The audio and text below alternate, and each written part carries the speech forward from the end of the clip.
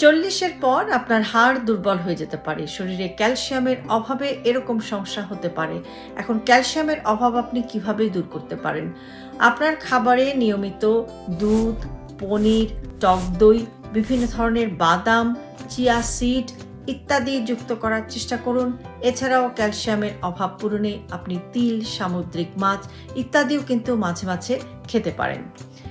এছাড়াও নিয়মিতই সূর্যের আলোর সংস্পর্শে আসার চেষ্টা করুন।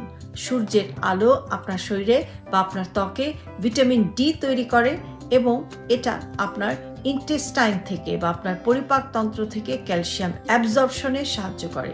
এছাড়াও শরীরে ক্যালসিয়ামের পরিমাণ বাড়াতে এবং হাড়কে শক্তিশালী রাখতে আপনি নিয়মিত ব্যায়াম করতে ভুলবেন না। মাঝে মাঝে কিছু ওয়েটলিফটিং জাতীয় এক্সারসাইজও আপনাকে করতে হবে।